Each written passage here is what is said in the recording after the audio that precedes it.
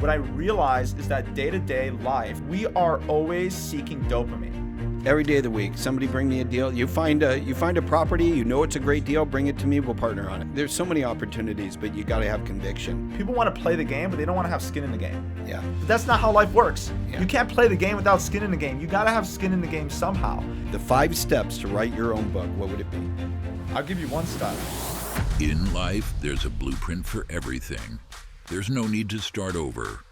Hear from industry leaders, those at the top of their fitness journey, and real estate gurus. They tell you exactly how they did it. All you have to do is listen, learn, and execute. This is The Blueprint with Brad Rice. All right, I'm super excited today to have with me one of my first guests for The Blueprint, Patryk Swietek. Am I saying that right? Absolutely, you got it. Awesome. So Patryk, he is a 27-year-old entrepreneur. 27. I was just telling him before the show here, he's younger than my oldest son, who's 28. He's been building tech companies since the age of 14. He got into real estate when he was 24, and he's become a thought leader in the short-term rental space. He even wrote an Amazon bestseller book called The Wealthy Airbnb Superhost: How to Escape the 9-to-5 Grind and Create Long-Term Wealth Using Airbnbs. He's also the host of his own podcast called Patryk Real Estate Show, Short-Term Rentals. And he's got an investor community on top of that. He's just moving, shaking, doing a lot of things. That's called the Premier STR Network, or Investment Network, right? Yeah, STR Nation. Yep, Right. STR Nation. And he's got over 4,000 members, and you're regularly speaking in front of crowds of over 250 people now, right? Yeah, that's I put on a conference every year, and it's 250 Airbnb investors. We bring them together and like put all the speakers together and all that jazz. It's a nightmare, but it's worth it, you know. That is a lot to do. I know Yeah. those conferences are super tough to put together. So to so have tough. something where you're already getting hundreds of attendees and you're doing it regularly, kudos, man. I mean, you've Appreciate done it, a man. lot at 27 years old. I'm going to give it to you. Thank you, man. Appreciate Yeah. it. It's been a wild ride since that bio. Now I'm up to 40 employees now with my business, so that's been crazy. You have employees here. I just walked through your office, and we're setting up our office currently as well. So definitely kind of following in that path. So are those 40 employees, are they helping you in all these businesses? And are they currently virtual then? So they are for my property management business. Ah. So the property management business is my main business. That's where I manage people's properties, and then I get a percentage for managing their properties. Now with that, there's a big operation to that. And a lot of shit goes down, by the way. Like, it gets crazy. Every day is like living in a reality TV show. You're talking about because of like guests and the host, but both sides of it, but like just crazy stuff that goes on at the properties. Oh, dude. Let me just like break it down for you. All right. So we're located in Joshua Tree, California. Joshua Tree, California. How much do you know about Joshua Tree? All right, Joshua Tree is out in the desert. So Yes. It's like if you're in the LA area and you go out toward the desert and you think like Palm Desert, Palm Springs. Yes. It's generally that area, but it's a whole like division over. It's like deeper into the desert. Yes. It is hot. It is dry and desolate, and it is not something like I know that when I was a kid and I was in the YMCA with my dad, we drove out with the Indian guides to Joshua Tree to go stargazing because there's no lights, there's nothing out there, it's just black sky. Yep. So that's what I know about Joshua Tree. There you go. Well, that's a better version. A lot of people know it for basically possessing a lot of drugs and doing a lot of weed and cocaine and harder stuff, but shrooms. But yeah, that's what most people know about it. But now it's being developed, right? So there's a lot of people that go there. It's like the Wild West. So you got a lot of crazy people. You got a lot of hippies coming into town. You also got a lot of cool people with a lot of history. But it just that mix already is really weird. Yeah. Now you have all these people coming in to visit the national park, and they're trying, they're visitors. They're doing their thing. Then you have crazy guests. You have homes or luxury homes with like really big name people that you would know that are celebrities and whatnot that own these homes that we have to make sure to manage these homes for them, and they are very demanding sometimes, and it's this mix of all this stuff that's happening at the same time, and you get some wild stories. I can tell you for days. Which is so crazy to hear, because this literally is like the middle of the desert. But there was something when you were talking about this sort of thing. There was something I saw. There was a show that had like it was like it was the middle of the desert, and I think that's where it is. But like all this, there was a hill with all these lights and people that are living out there, and like crazy cars. Oh, dude, yeah, that's like further in the desert. That's like deep in the Mojave Desert. There's like a place, I forgot the name for it, but I know what you're talking about. It's like the outlaw land, like where people are just they don't there's follow no any rules. laws. It's just that's like their universe. There's no jurisdiction, right? There. So they're just doing exactly whatever the hell they want. Like so this isn't that. So it's not that bad. Yeah. There's definitely some infrastructure. It's been built up over the years for sure. But there's awesome the opportunities, obviously the land. And a lot of people love the flexibility of building whatever the heck you want. Right. So I have 5 properties out there myself. And so you're on 5 acres of land, which is unheard of to have in LA, or, you could have that, but it costs money. And there you could buy, a plot of land for $100,000 and develop like an insane property, an insane experience in the middle of nowhere, have a pool, have a whole like beautiful view of these mountains. And it's like totally silent, no neighbors. It's crazy stargazing. It's just these awesome experiences that's just amazing to reset at, so. All right. So that begs a question. Yeah. Why there? How did you wind up buying 5 homes in Joshua Tree? Well, I couldn't afford LA, so there you have it. I went to the place that I knew that I could do short-term rentals because How did you know it though? How did you know that short-term rentals? No, or how the did area? you know that area? It started becoming more popular. People started talking about it more. People started saying, you know what, this place is a good place for short-term rentals or Airbnbs without having the regulations. A lot of areas like LA have really tight regulations. And so that is an opportunity to go out there and do that. So I checked it out. I was like, I don't know the appeal. I checked it out. I was like, wait, hold on. It actually is so much better of an experience. And I started realizing the more I went out there, there's obviously crazy stuff.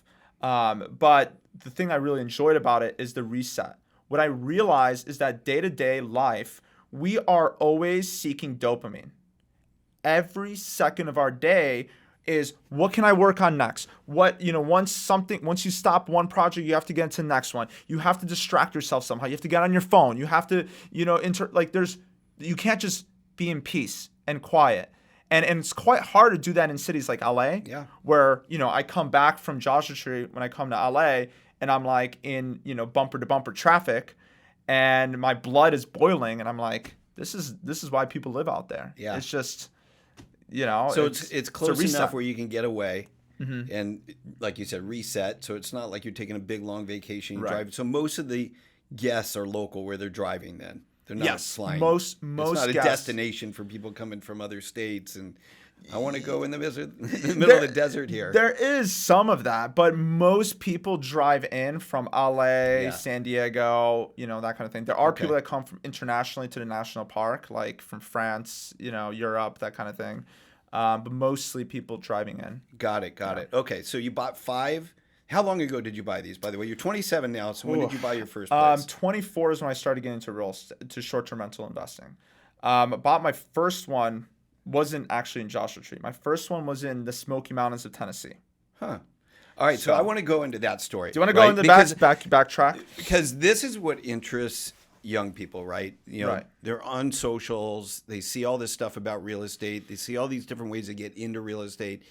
But then, and this is a common problem that we have, especially on the mortgage side, is qualifying somebody to purchase something. So they start looking at all these other alternatives, buy without any money down and, all these other things. And they get lost in it and they get kind of paralyzed in how to actually take this first step.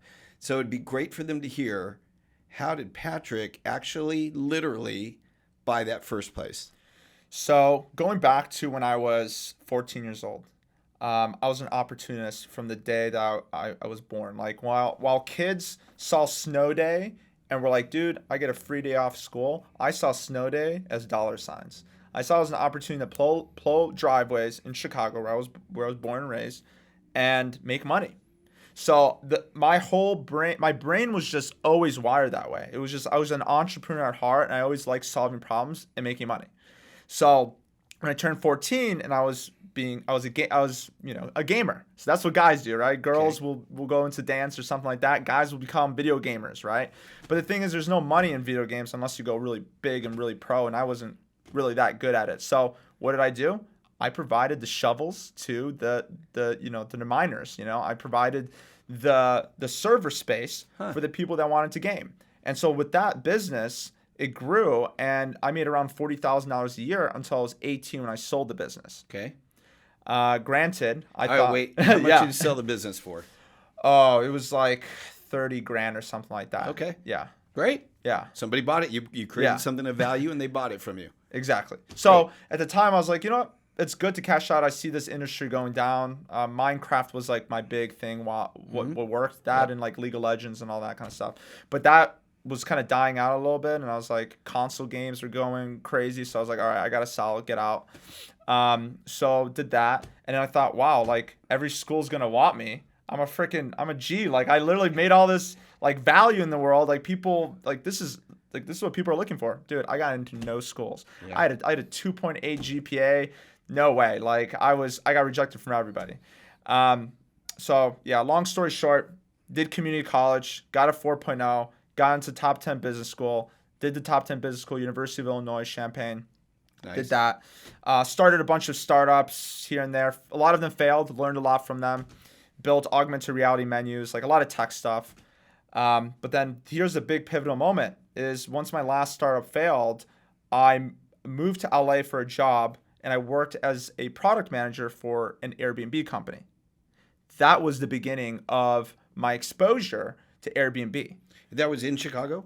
That was in LA. So that's when I moved to LA. Okay, got it. For this opportunity to work as basically an Airbnb company. So did that. And from there, my life just completely changed because that was the perspective I needed to see that real estate was the way to go. And then short-term rentals was just the vehicle that I knew and I understood, which is why I pursued buying that first property. Ah, okay. Yes. All right. So this first property was in Tennessee. Correct. You said. How did you find it? Did you fly out there and look at it? And then how much did you buy it for? Like, give us the details. Yeah. Did you get a loan? Was it a seller carry? What happened? Right. I'm going to say something because this is an office with mortgage officers, so I'm going to say it right now. If you want to push yourself to buy a house, do you want to know the number one hack? My advice for someone selling their home: number 1, do it yourself and save. Number 2, use HomePie. HomePie makes it easy to buy or sell without an agent. I can list a home in minutes and start receiving offers right away from buyers. When we discovered that we didn't have to lose $40,000 in agent commission just to upsize to a larger home, it was an obvious choice. List your home for free at homepie.com. Keep your piece of the pie. If you want to push yourself to buy a house, do you want to know the number one hack? What is it? Reach out to a mortgage broker and tell them that you're interested in buying a house. They'll figure out a way. They will not only figure out a way, they won't shut up. And they will bug you to death and hold you accountable to that goal. And I think that was the reason that I bought my house. And I'm so thankful that that happened, even though, obviously they're trying to do the sale, doing the follow-up. Mm-hmm. But it's a blessing because I put myself out there. They held me accountable, and I had to follow through. I couldn't leave them hanging. I couldn't leave. I felt like, dang, I can't back up now. And so that led to, I went to the mortgage officer first, and then I found the realtor from that. And then from there, I just, I found a place in the Smoky Mountains. People were buying out there. And I thought, if they can do it, I can do it. I was 20. You had the 30 grand from selling your company. So you had a little bit of capital in the bank. I had some capital. I had some more, from other jobs. And obviously from the business, I also, saved money from the business every year that I was making money. So I had some money saved up, paid for college, but still had some left over. And I took every single dollar that I had at 24, and I was like, I went to a mortgage office. I was like, what can I freaking buy? And they're like, well, it's like you can't really buy much in California, but, in Tennessee, you can buy a 1-bedroom. I was like, done. Like, whatever. I don't need a 4-bedroom. I'll take a 1-bedroom. I just want to get in the game. So is this like a condo? It was a 1-bedroom, like, house. It was like a little cabin. Oh, okay. And so how much did you put down? So I put down 10% because it's a vacation home loan. Yep. It's a vacation second home. Yep. Correct. And so that's the minimum down payment on a second home for those of you that don't know. Yep. And I took that, and so it was a $306,000 purchase price. Funny enough, I put an offer in, and they told me you have to make an aggressive offer. So I was like, all right, cool. Like how aggressive? And they're like, listen, this market, you got to make 30 offers before you even get one close. I was like, dude, all right, cool. Just tell me what to do. And he's like, listen, make an offer. It was like $290 was the list price. And it was like, make an offer for, with an appraisal gap and with an escalation clause. For those people that don't know, appraisal gap means if it doesn't appraise, then I have to pay up front more cash out of pocket. I didn't have that cash, but I was like, I'll make it work if that happens. And then, the other part was escalation clause. Whatever everyone else bids, I bid $1,000 over whatever they bid. Very aggressive offer, by the way. Very aggressive offer. I didn't realize that because I've never put an offer on a house. Yep. So I was like, all right, this seems like the normal thing. So let's just do it. Put the offer in, and the first offer I've ever put in my life accepted. And I was like, dang, all right, well, I'm an escrow now. And I never bought a house. I didn't do any research. I didn't know what I was doing. And I bought that damn thing sight unseen. Yeah. Which is now granted, this is 2021. Yes. And so interest rates are really low. So even on a second home, you're probably somewhere in the mid 3s. Yep. And 10% down. So that's your $35K. With closing costs and that sort of thing. $40K. By the time you're done, you got $40,000, your first month's payments, your what we call prepaids, your taxes, your insurance, and all of that. Yep. So you got $40,000 out of pocket, and you bought this house for $306, or was it higher than that? $306. That's what I bought it for. So it appraised at what you bought it for. It appraised at $307, which was great. So you didn't have to pay for the appraisal gap. Yep. And so, do you still own the property today? I don't, but we can get into why I don't in a sec. But at the time, right? So bought this property. It was an existing Airbnb. So it was already making money on the market. They made $33,000 in the last year. And I was like, all right, cool. If I make $33,000, I'll be happy. Like I'll make a little bit of money. Turns out I went all out, and I just made better marketing, better pricing, and I just ran it more like a business, because it's running a business with short-term rentals. It's different from long-term rentals, right? Where there's a market cap for that. And I ran it like a business. I made $60,000 that year. So I almost doubled what the previous owner was doing. Wow. And then I was like, all right, cool. It appraised a lot. So in a year and a half, I had, $175,000 worth of equity sitting there. So not only did you have an incredible return, $60,000 on a $300,000 leveraged purchase, and now you've got built-in equity. Yeah. That built-in equity is the saving grace, because when I had that built-in equity, I was like, okay, a lot of people don't really think about something I call ROE, which is return on equity. A lot of times people have a lot of equity sitting in properties, and they don't think about, okay, what is the opportunity cost of that equity sitting here and actually being in another investment? And so for me, I was, $175,000 worth of equity, it went up to a value of $465,000. I was like, how much money am I really bringing home? It's like, because the $60,000 is gross. So the net was closer to like $20,000. So it's around $1,000, $1,500 in my pocket every month, which is great. You can't complain. But I thought to myself, well, can I take that money and make more money elsewhere? Which is the moment that the opportunity came around to buy a property management company, a short-term property management company. Right. That was like, because I was in short-term rentals already. And I was like, wait, if I can take this same $175,000 and buy a management company, and it's a business, and this business generates me $1,000 per property that I manage, and I have none of the downside and all of the upside, I was like, hold up a minute. This is wait, I'm doing this thing all wrong, right? Like, real estate's great, but I'm young. I got to be leveraging. I got to be doing business, because business is the active income. The business is the money that's really going to change my life. And so that's kind of the idea there is I took that money, put it into a business, bought a business, and seller financed the rest of it. So I put 50% down and seller financed the second half. And then that business was the best decision I ever made, honestly. How long was it around before you bought it? I think like 2 years. Okay. Yeah. Okay. They had 15 properties. So that company's now what, 5 years old? No. So crazy enough, I've scaled pretty fast. So I bought that in March of 2023. Okay. And I bought a second property management company because I got addicted. So I bought a second one, $0 down, like 6 months after. And then I bought a third one, like within like 11 months after the first one. And that put me, and accounting for all of the, acquisitions I did from the sales, all in total, I went from 5 of my own properties to 100 under management in under 1 year. That's how you did that. Scaled so Amazing. quick. But yeah, Where did you find these companies for sale? So I reached out to people. I realized people were getting burnt out from COVID. Right. It was a huge opportunity. I'm sure there's even mortgage companies that are being burnt out from all the craziness, and maybe they're going downhill, but they have maybe some book of business. And I thought to myself, well, I can probably operate this damn thing better, and I'm going to take it down and, add value to it. And so that's exactly what I did. These people were like, well, I've been doing this for 10 years. I don't want to do it anymore.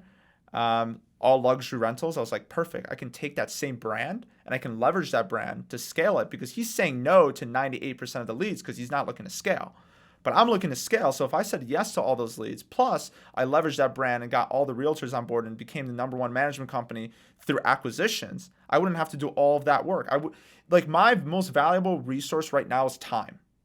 So how can I leverage other people's money and other people's resources and everything else that I know and have to be able to skip steps, right? I don't want to go and have to build the websites, go out and hire the right people. Then you get the wrong people and you have to hire again. And then you have to go through processes and you have to go developments and you have to get LLCs and all this insurance. And then the insurance person screws you over. The business, right? The startup business. And then you're doing everything, right? As opposed to just buying a company, there's already somebody handling all the guest communication. There's already somebody handling all of the owner relations. There's already somebody handling this part of the business. So then I just get to focus on sales, strategy, and building this business and getting it to the next level. And so that's where I think I thrive. So I'd rather put myself in a position to actually buy a company so I could just do that.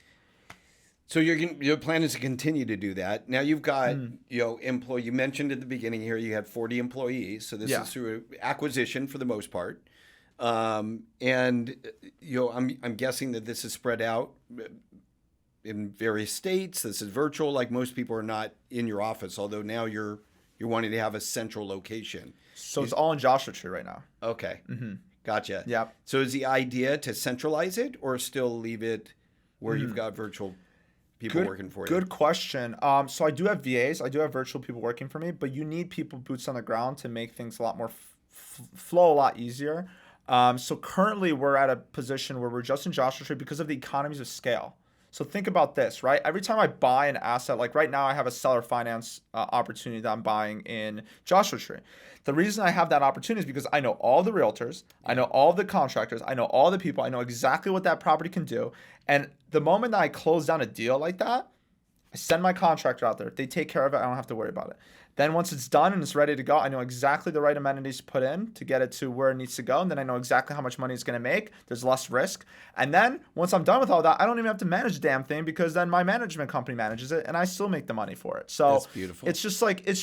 I wanted it to be as easy as possible. A lot of times people see what I realize is that the more I'd say if you're considering joining the AmeriFund team, it's a really good idea. We as processors at AmeriFund Home Loans support the loan officers in every aspect of the loan once it comes into processing because we want them out there marketing themselves and originating more loans and supporting more borrowers. Competitive commission plans are a given, and powerful technology is expected, but what truly sets us apart is our culture. We've built a solid support system for our loan officers. If you're interested in joining the AmeriFund team, go to amerifund.com/careers. what I realized is that the more successful, or the more growth that I've had in my life, the more opportunities come around. And I've realized that the people that become more successful are not the ones that take on every opportunity, but the ones that don't take the opportunities that you shouldn't be taking. So it's the power of saying no to things that are not going to put you forward. So for example, a wedding venue from Big Bear, $300,000 a year is how much they were going to make. If we got that at 20%, we would be making $60,000 a year on that wedding venue. But I knew if I had to take all my team's resources and deploy it here, the marginal return on those resources wouldn't be as high, versus if that property was in Joshua Tree, the marginal return on the resources would be really high because we already have the routes nailed down. We already know like all the houses. There's somebody already going, the W-2 employee, let's say they go to a house already, and then they have to clean the house that's right next door. It's a lot easier than having to freaking send somebody out in Big Bear. You're spending more money. So economies of scale. So here's what's here. I love this. This conversation is perfect because the name of the podcast is The Blueprint. Right. And you figured out the blueprint, right? Right. The blueprint for you in this space is through acquisition and scaling. So you're not having to start all over, not having to start from the very beginning. You've got something that's already in place. You acquire it, you build the systems around it, and then get back to what you do best, which is sales. Exactly. Sales, marketing, and high-level strategies. That's a great blueprint. I love love it. That's the blueprint, guys. So if you guys want to take it down. So let's bring it full circle, because I think what really interests people when they're listening to a podcast, when they're listening to somebody who's successful, who's young and dynamic and successful like you are, you've got multiple businesses, you're speaking in public, and I'm going to get into that a little bit because I had read that when you were in high school, you were like super shy. You didn't even want to have eye contact with anybody. Yeah, I couldn't. So there's a lot of people that can relate to that, right? Not everybody is born with confidence, but some can acquire it through time. Right. So you've got all these things going on, right, in a super young age. But what you said that was really significant that I heard at the very beginning here was you were afraid to do something, but you made the first call, and that call was the catalyst, because that call to that loan officer was the call that held you accountable, that put your feet to the fire, that was a catalyst to starting that business, to buying that first property, to really taking a look at, oh my gosh, look at what it could do if I just take action. Absolutely. Right? And so the first step is action. Absolutely. Well, so I mean, listen, like Brad, like this is the same thing of why we're in the same mastermind together, for the people that don't know, and we're starting a podcast is part of it, right? And so if you're joining a group, a coaching program, or anything of that nature, I feel like a lot of times when you put money out, now you got to take action because you have cash out, right? And so I think there's some accountability there too. And I think a lot of times people want to play the game, but they don't want to have skin in the game. Yeah. But that's not how life works. Yeah. You can't play the game without skin in the game. You got to have skin in the game somehow. And I think people miss that point, which is why a lot of people don't become successful, is because they think that they could just willy-nilly their way out, where really you should just be following the blueprint of the people that have already made it and stop reinventing the wheel. That's right. So we're going to touch on two things out of that, because that's beautiful. What a great segue. So you were shy in high school. You said that you couldn't even look people in the eye, right? Yeah. How did you break out of that? Yeah. People today actually think I'm a huge extrovert. They're like, this guy won't shut up. This guy will talk to anybody. I was just thinking that. Yeah, right. It's like, damn, why would this guy shut up and let me talk? No, but that's a true thing, right? So it's in high school that wasn't always the case, and I recently made a post about it, which is what you're alluding to. But in high school I was an anxious wreck, right? And I was what people would call like, I wasn't the guy that got picked on. I wasn't the guy that was a jock. I was just kind of like in the middle. I was kind of invisible. I did my thing. I went to school, went back home, made money online with video games and that kind of thing. So that was my life, right? And I played soccer. So that was the only sport I played. Yep. So every time that I remember going into like a store, like let's say you go to a local store like Ross, or you go to a local like Chick-fil-A or something, and you see somebody from school. Those opportunities would be my biggest fear. My biggest fear was running into somebody and having to engage in small talk. I hated small talk. I didn't know what to say. I would freeze up.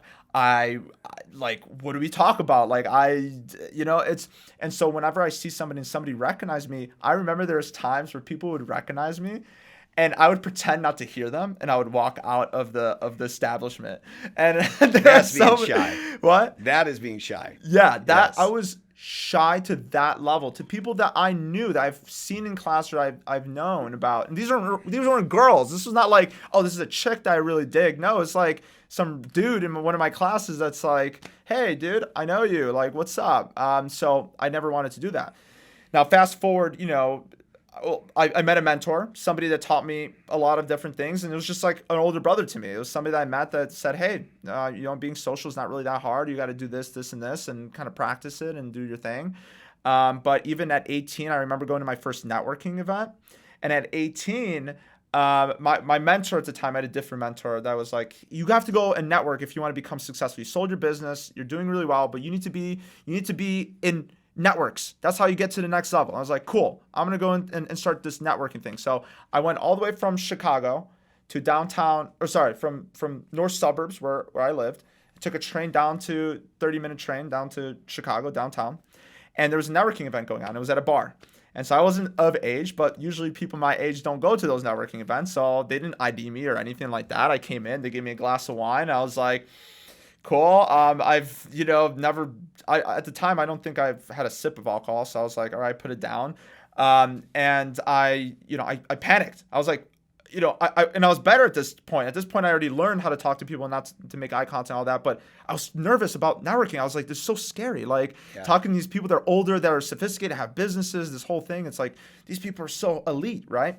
And so I ran out and I went to the pizza shop next door and I just got some pizza and I called my mentor and he told me, he was like, and I was like, dude, what do I even say? Like, what's like, I don't know what to do. And he's like, Patryk, go back there and just talk to people, because at the end of the day, people are there for a reason. They took time away from their kids, their families, their whatever. They have so many other opportunities of things that they could do on a Wednesday night, but they decide to go network and to do something. What is that reason, Patryk? Find that out, and then the conversation will just flow. And I went back there and I was like, so what brings you out here? That was the number one question. It was just such an easy question because people are like, yeah, well, I'm looking for clients. Hey, I'm just here supporting my whatever, or my business put this on or whatever. So I would spark conversations that way because I understood the idea that there's a motivator for everybody to be in that space. Yeah, what a great lesson. Yeah. Absolutely. And now it's probably easy for you. Oh, and you probably like still use that question when you go to networking events. What brings you out here? Exactly. Yeah, no, it's the nothing age-old wrong with question. that. Yeah, absolutely. So one of the other things you said when we talk about school, and I think this will resonate with a lot of people, is you said, look, in school you're taught don't cheat. It's all on you. Oh, yeah. You got to learn. Oh, man. And you learn to take your test, right? But it's so not applicable to being successful in the real world. And so, when you're in the real world, it's about, why not find the blueprint and follow it? Why not just is that cheating to follow what somebody else has done? No, that's smart, right? It's leverage. And so that was a great post you did. and it's true. If you're out there right now and you're thinking, gosh, I want to get into real estate. I love the short-term rental space. I want to buy my first home. You got somebody here who did it at 24 years old. Yeah, just on his copy own. me. He didn't get help. He didn't have his parents help him. He didn't. He reached out and he said, how do I make this happen? and I love that because, like you said, they figure out a way. They want that paycheck. Hey, I got to get Patryk a loan. How am I going to do that? Is it a DSCR loan? For those of you who don't know what that is, debt service coverage ratio. Like, I don't have any income to qualify, but if I rent this out, it'll make my payments. That's a loan that you can qualify for. So there's always a way if you're willing to take that first step. But you've got to take that first step. Dude, I couldn't agree more. And it's like in school, it's funny because like I was good at math, right?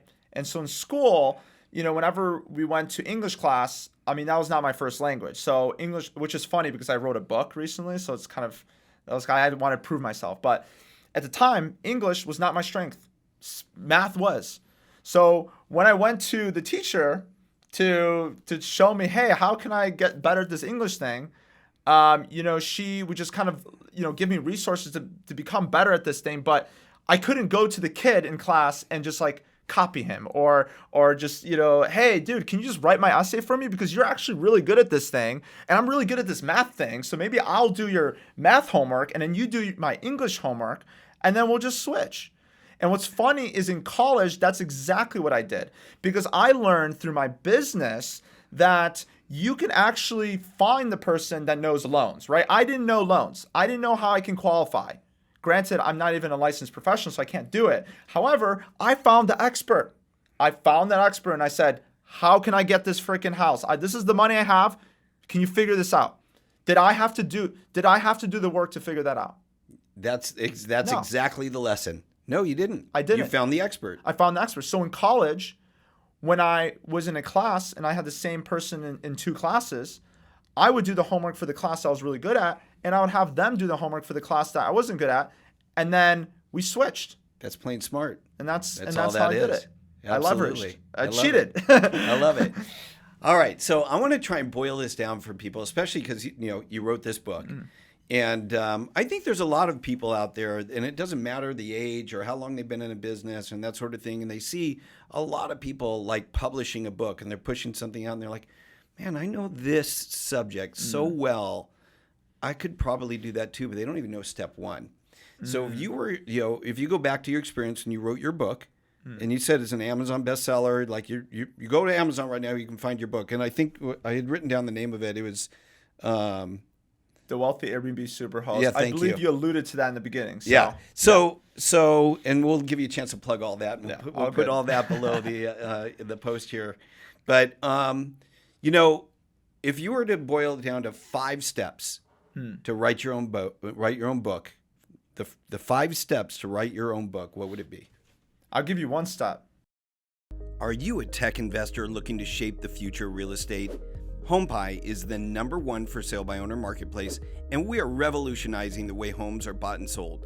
I'd love to hear from you. Just email invest@homepie.com and let's chat. Now back to the show. 5 steps to write your own book, what would it be? I'll give you one step. Find a company that knows how to write books and how to publish books. Hire that company, and that's exactly what I did. Did you Google that? It was a company called selfpublishing.com.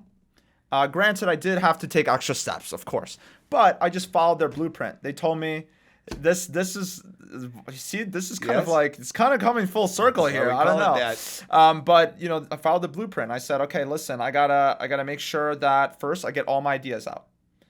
Then the next step is organizing those ideas and then formulating them into a chapter by chapter outline with each chapter. Then there's when you break it down, it becomes a lot easier, right? I think that's like with anything, right? It seems daunting at first, but it's pretty easy once you take steps every single day to write that book. But they would just basically outline everything. And then you would have chapters, and then you would have a story under each point.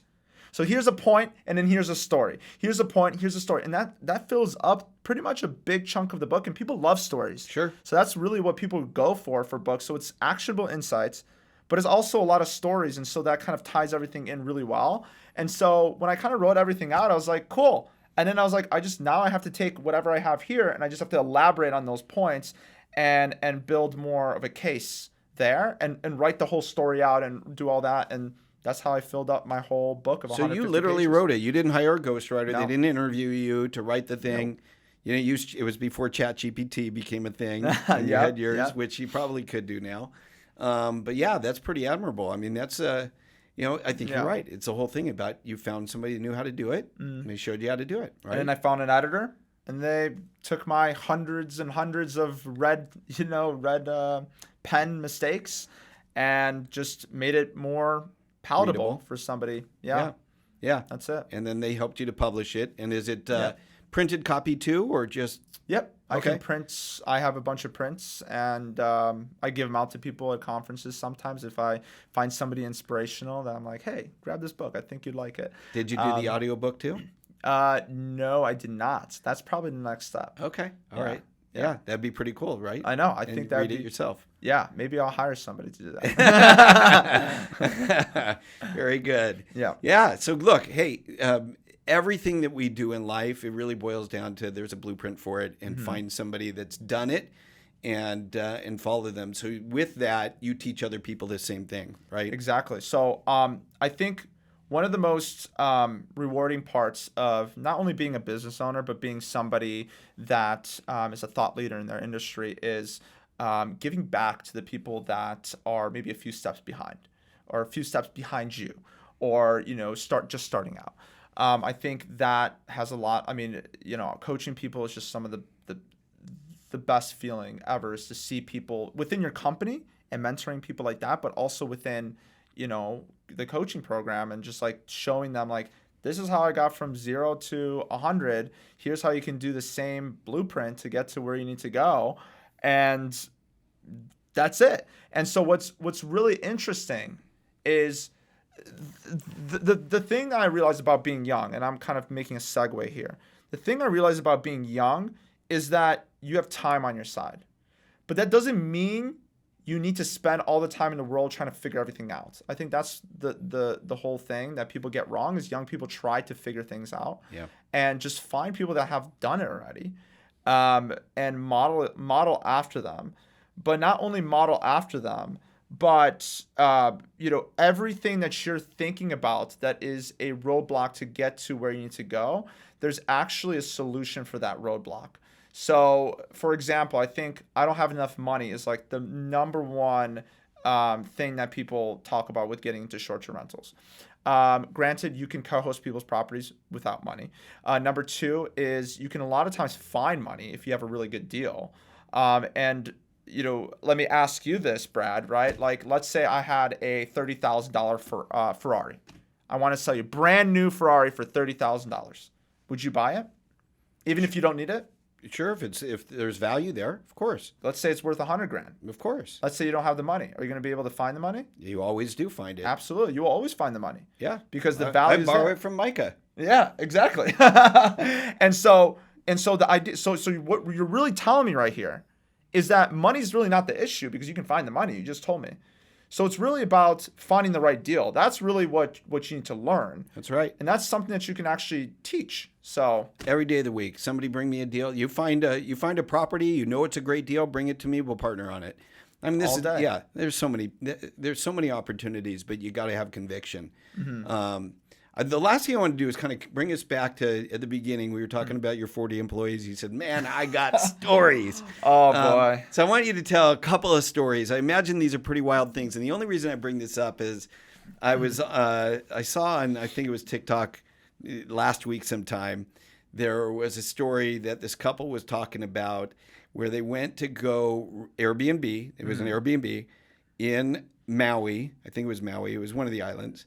And they had 9 people from their family. It was the parents, the kids, and when they landed in Maui to reach out to the host, the host had texted them when they were in the flight. They reached out to the host and they said, "There's a problem."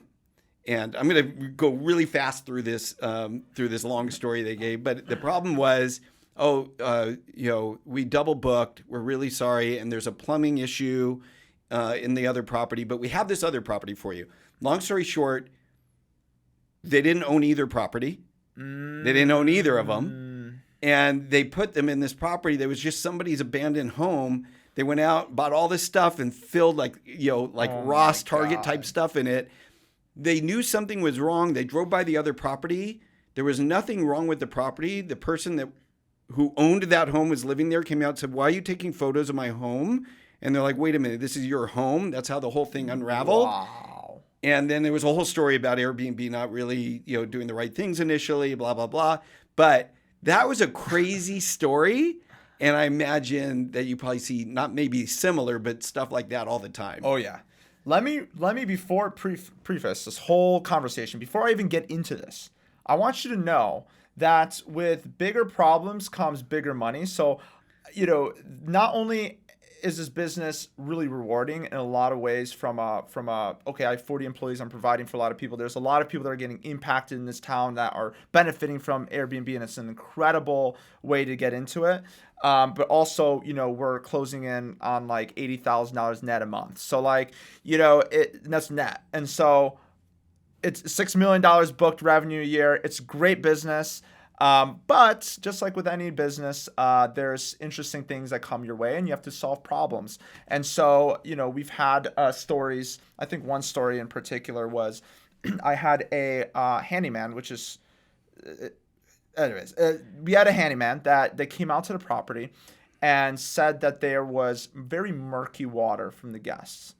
And I was wondering, I'm like, okay, well, there's a lot of reasons, water, maybe a lot of lotion or something. But then he said, well, but it's weird because it's not just murky water, but there are lights that are facing the pool, and there's like this whole set, and there's like cameras and stuff. And we started getting like suspicious, so we started asking like what's going on. They're like, well, we had shoots there. And I was like, what do you mean shoots? Like, you have to like disclose that kind of stuff. Like, if you're doing commercial shoot, you have to disclose that. You have to pay extra for that kind of stuff because it's commercial rights. Right. Turns out we checked the cameras. There was naked women walking through the cameras, like butt naked. And it was funny because I saved that picture to show Airbnb. My girlfriend found it, which is a whole nother thing I had to explain, they're doing a porn shoot. Yep. And this is very common. This is the second one at that property, which is, I don't know what attracts that property specifically. It's the middle of nowhere. It's middle of nowhere. It's great pool, great, probably 5 bedrooms, secluded. Nobody watching. Nobody watching. People, I mean, it's crazy. But that was one crazy thing that happened. But apart from a lot of the other stuff that happens, I've gotten death threats from cleaners' boyfriends or cleaners' husbands saying, hey, if I see you around town, I'm going to shoot you up. I know where you're at. I see you on social media. Like, people saying, I'm going to bury you in the desert. And people do get buried in the desert, FYI. There are not only stories, but confirmed people that have been found dead in the desert. Well, look at when Lake Mead was super low and all the bodies came up. Oh, yeah. I don't know if you remember. This is just a few years ago. Yeah. Yeah. And Google it, man. Google Joshua Tree findings or Joshua Tree missing people. It's like there's like a top 10 list. Like that's how crazy like common it is. That is crazy. And so So what do you do with these death threats? You have to try to reason with people. But the thing is, you're dealing with these people, and some of these people you can't really reason with. So here's an example of a recent development over the last 2 weeks. There's a neighbor that really doesn't like Airbnb. You can't reason with this guy. So even approaching this guy and trying to say, hey, he's just like, get the fuck off my lawn. Like, that is like, you can't reason. There's no logic. Yeah. No logic. So granted, we have an Airbnb next door. Like out of nowhere, obviously he's like, in and out, right? He'll call the city on stuff all the time and try to get in our heads, whatever. Doesn't matter most times. However, recently, in the last 2 weeks, he's been trying to do some different things. He set up a camera and pointed it at the backyard. And the backyard has like a little pool area too. So like and hot tubs. So there's girls in their bikinis and, guys, as well, but girls in their bikinis, which, that could be somebody's daughter. Yep. Imagine like your daughter going there, like it's creepy. And so the camera's pointing. So we're like, okay, well, this is weird. And so we were thinking about like, hey, maybe we'll like build a fence. Week later, we get the guest reaches out and says, there's somebody flying a drone in our land, like in our airspace, for the property lines, and trying to see, like, looking at the girls that were at the pool. And I'm like, you're crazy. We are debating. I don't know what we're going to do, but if we end up going to the city, it's only going to get worse. Yeah. It's only going to get worse. So in this situation, the best thing to do is either go all in and just do a lawsuit and just like, hey, you were invading privacy, you were on our land, like all this stuff. Or try to get another neighbor to try to reason with him a little bit to kind of like, hey, somebody on his side. Because we're the enemy in this situation, right? We're the Airbnb people. We are ruining his land. We are, so it's a lot of hate towards what we have going on. So there's a lot of that we deal with all the time. I imagine that you got to deal with that animosity. That is a tough situation. Yeah. And to be personally threatened it makes it even more difficult. So Oh, yeah. look, you know, I say this all the time. I mean, owning a business isn't easy. It's not for the faint of heart. You know, we get a small business, and we talk about small business. I mean, it could be a business doing 50 million, 100 million a year. That's still a small business, a small business, right? But the amount of risk that we put out there, the exposure to lawsuits, the insurance stuff you got to deal with, the stresses every day, the employees, all these things don't really get accounted for when all the politicians want to just tax the hell out of us. And it's like we're creating jobs and that sort of thing, and you're getting us on the left and on the right. The honest truth is that the big corporations, the really deep pockets, they save so much in tax loopholes and that sort of thing anyway. They're not paying it. So when they talk about increasing taxes, we are the ones impacted. we're the ones taking the Absolutely. hit. And you know what really takes the hit is our employees take the hit, because it makes it more difficult for us to get bonuses and other things. So look, man, you're doing some really great things. Yeah. What for sure. what is in the future for you? What are your future, goals? man. So I'm trying to get to the point where I can sell this business. Right now, shooting for 10 to 15 mil. That's kind of the exit, and then we think we can get that in the next 2-3 years. And after that, buy real estate or more businesses. I love buying businesses and flipping them around.